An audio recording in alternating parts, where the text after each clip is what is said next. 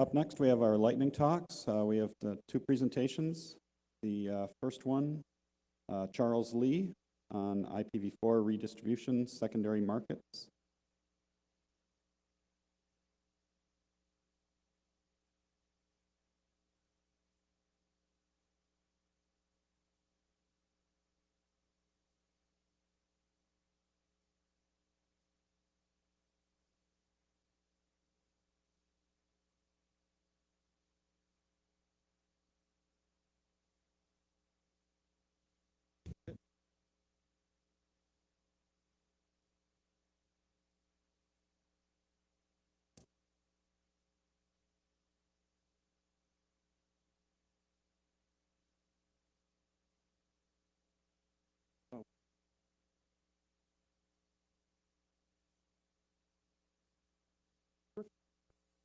Good afternoon. I'm going to talk to you about something which is vitally important to all of you. You already know it. You may not know it in quite the same way. The single most important asset of your corporations is your IP numbers. None of you function without them. You can buy all the routers and fiber and cross connects and whatever else, but absent numbers, you don't have a business. So, without further ado, we're going to talk about some numbers about the numbers. First, let's start off with a long-standing myth that the internet is running out of numbers. This myth was started around 1995, and the reality is that the RIRs, the regional internet registries, are in fact running out of numbers. They've gotten 3.7 billion numbers through the IANA functions and have parsed out the preponderance of them. Some of them still have some numbers. For example, APNIC has a reasonable supply, but it's trapped in policy. So unless you're willing to live with a /22, they cannot fulfill your needs. Each region has its own rules about allocation, but in the Aran region, for example, they're down to less than an 8, less than half of an 8, and declining. Difficult to predict when they will actually exhaust. But with the 4.2 billion, by the way, these will all be rough numbers rather than the specifics. Of the 4.2 billion numbers that are in the address table, 595 million were set aside for special purpose by RFC. That leaves 3.7 billion. IANA has allocated 3.7 billion. That means IANA is effectively empty.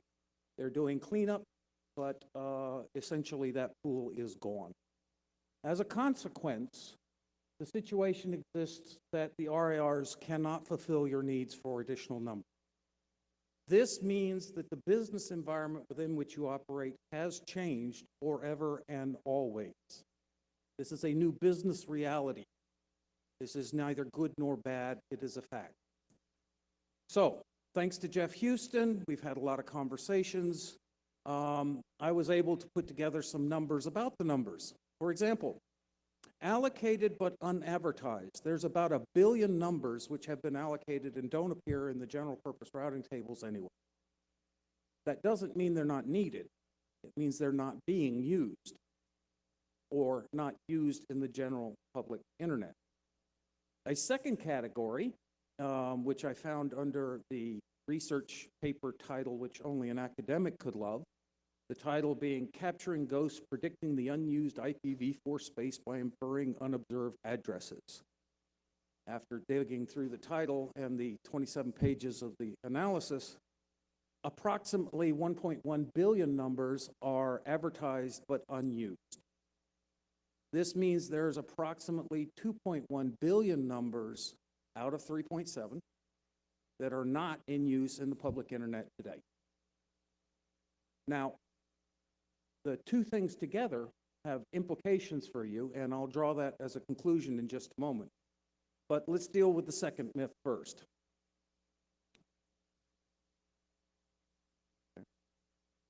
There we go.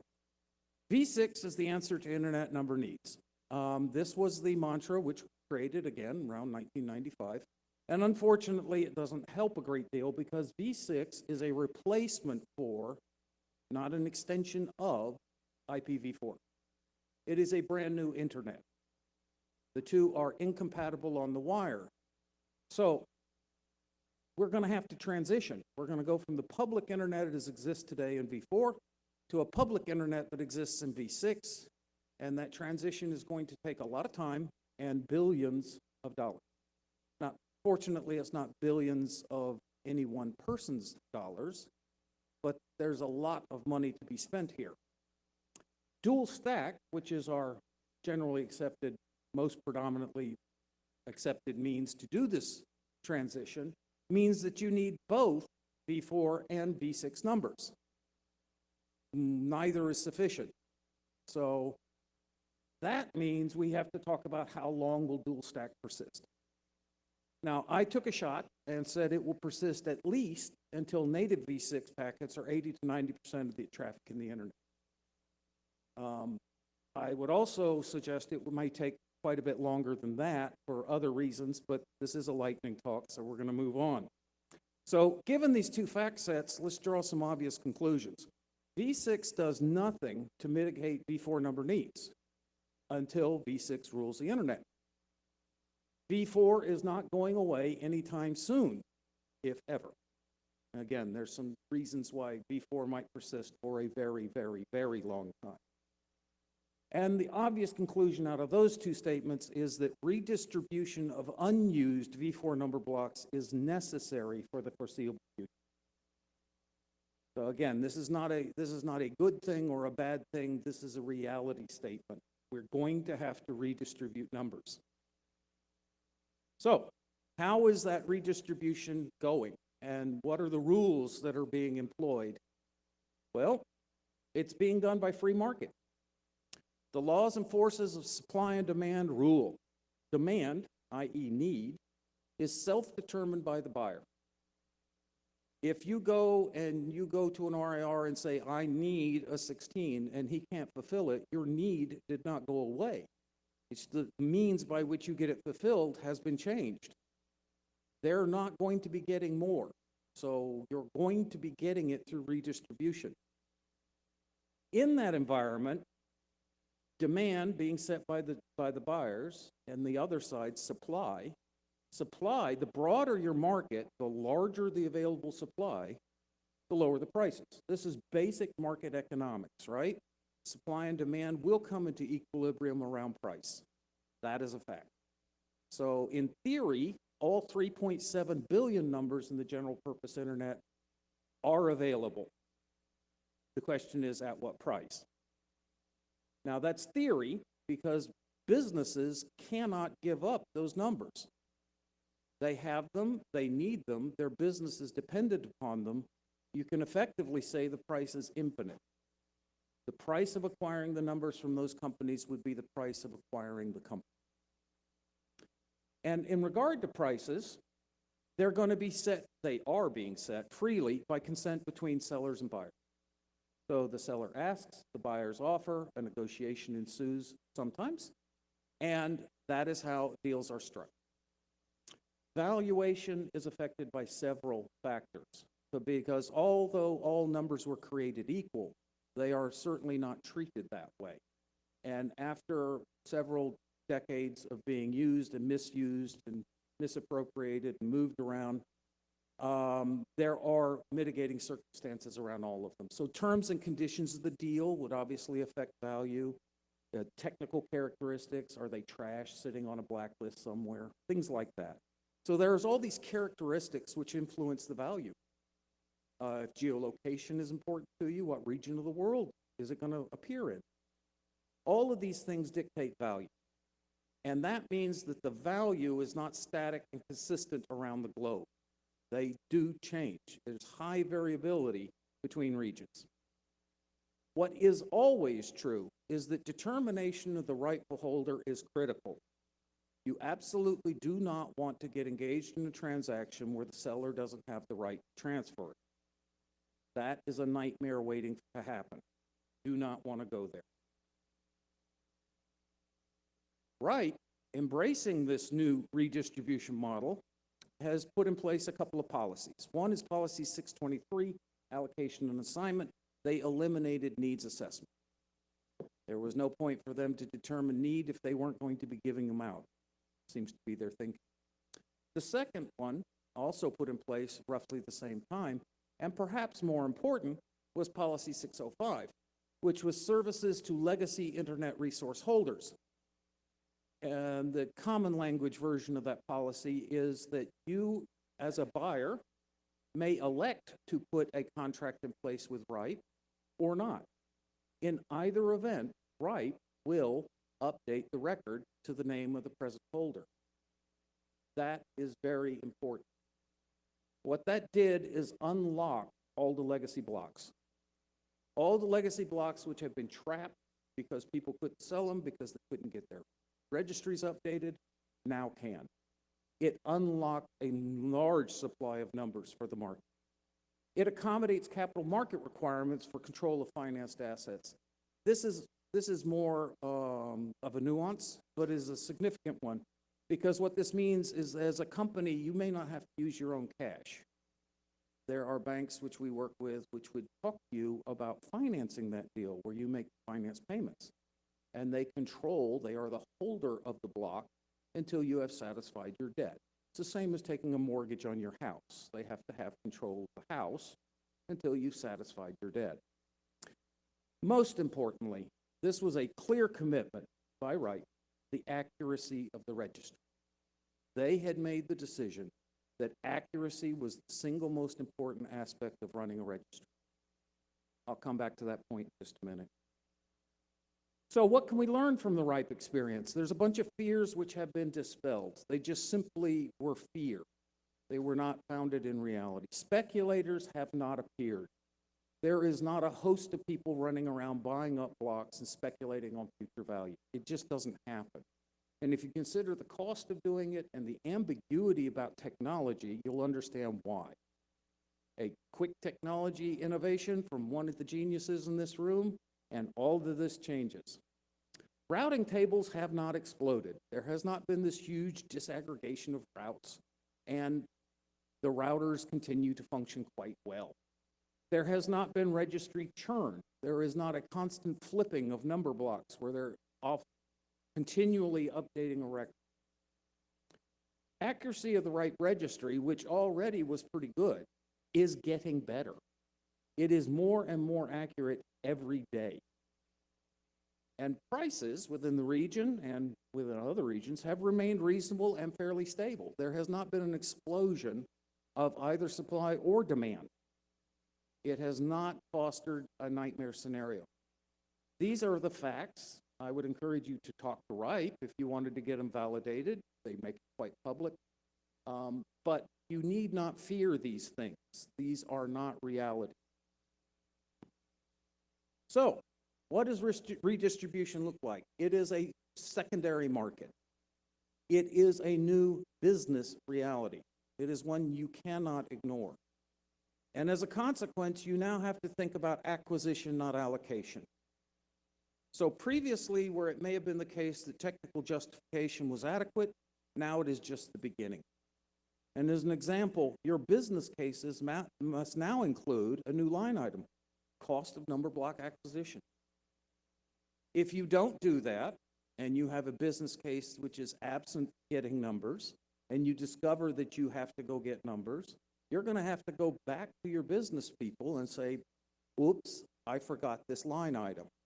That is a painful experience. I'd encourage you to avoid it. A second reality out of this is that very specialized expertise is required. There's a whole new set of knowledge that has to be put in place.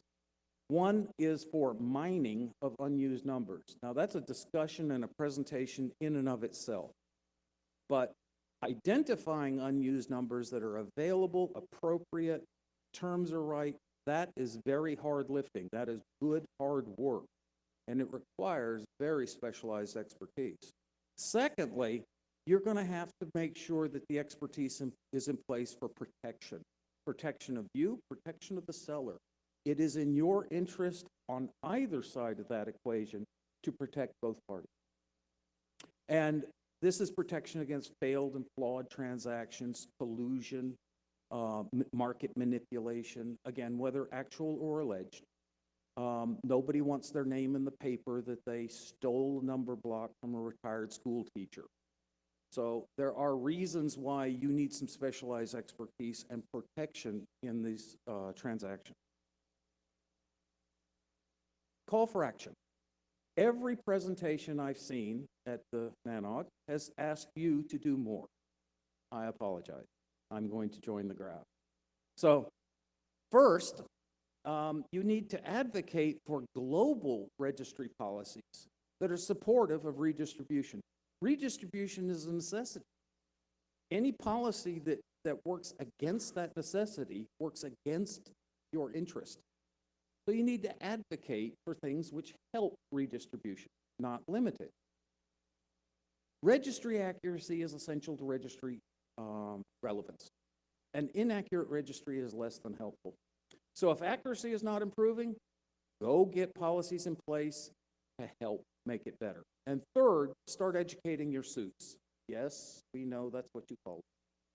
Suits are necessary and you're going to need them. You need your finance people, you need your lawyers, you need your procurement people, and they do not have a clue what you're talking about when you walk in and say, I need a number block.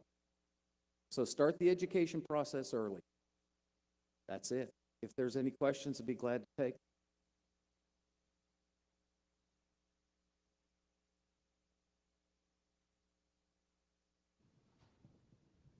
Not really a question, just two comments. First of all, V6 does nothing to mitigate V4. Give me LDP6, give me the ability to do Martini over V6, and I'll prove you wrong today, because I can free up about 20,000 IPs on my network. Secondly, speculators have not appeared. You obviously haven't heard of a guy called Lou Heng.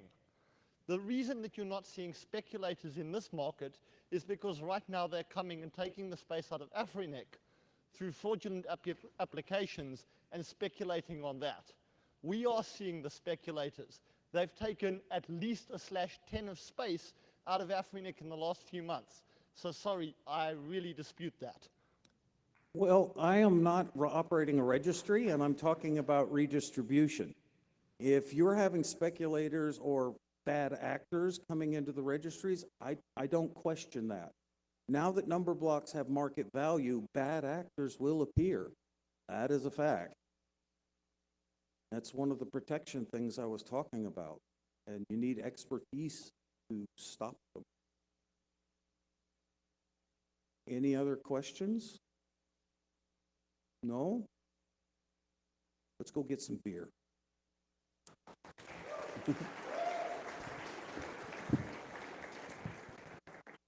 Sorry, not quite yet on the beer, but soon. We have one more lightning talk on the topic of amplification by Alexander Lemon.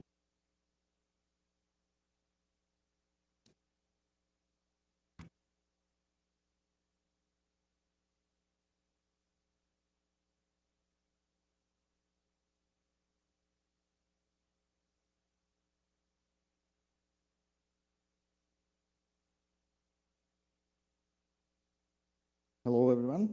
My name is Alexander Lemin, and I am with Great Labs. And this will be one more pass on very popular topic today, DDoS amplifications. And first, the questions. Who's people been present there, been hit by DDoS amplification attacks past year? Just so few? I wouldn't believe that. And who observed DDoS amplification attacks originating from the network? Just one hand. That's the definition of the problem. Lack of observation. Let's take a look at this list of quite usual suspects.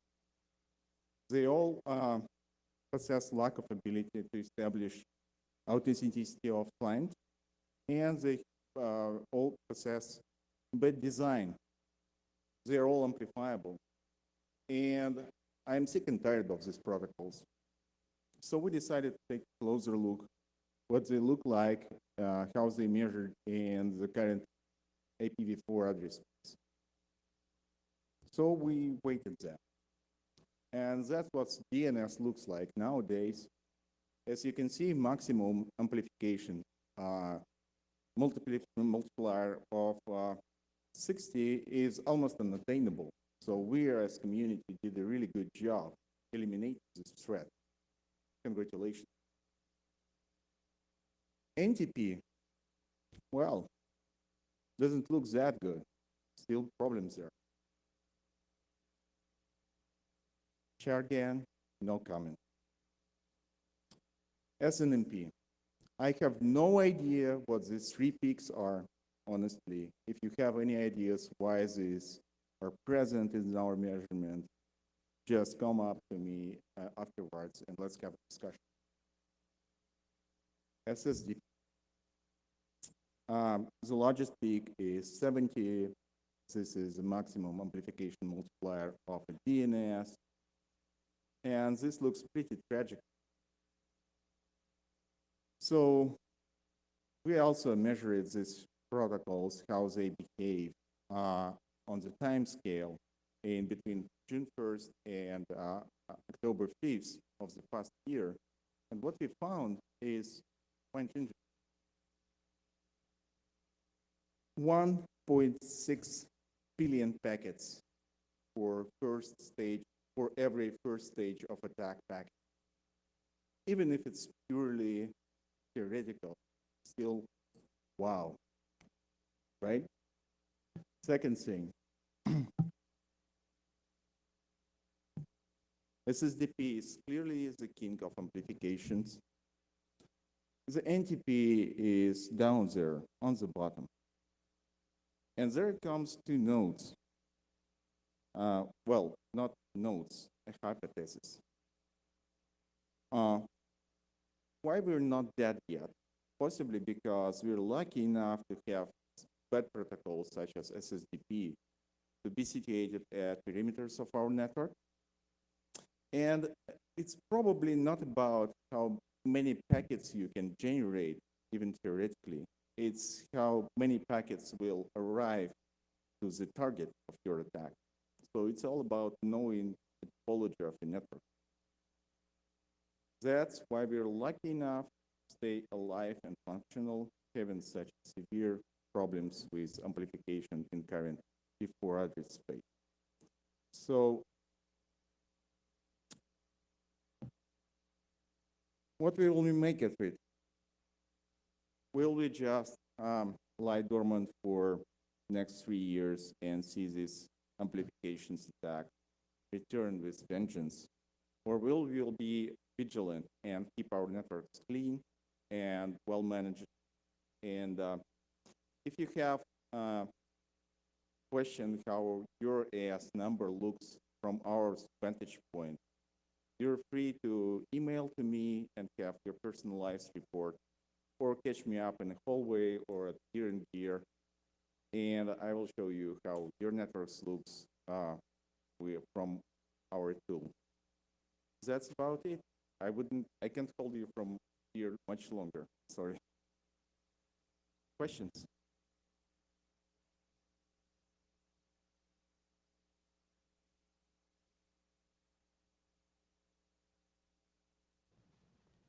I have question, Jelinkova. So can I just email you about any IS number I'm interested in? Well, if I understand the question right, we have established authentication procedure, so we will make extra effort to check if you're the proper person to manage this particular AS number. So we will not disclose your amplifiers to third party. Thank you.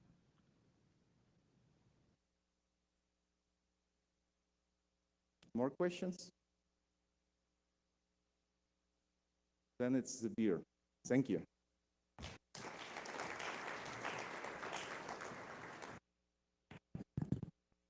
Thank you. Just a reminder again, if you have a submission for a lightning talk, those are due at 8 p.m. tonight. Go to pc.nanog.org to make your submission. Thanks. Off to the beer and gear next.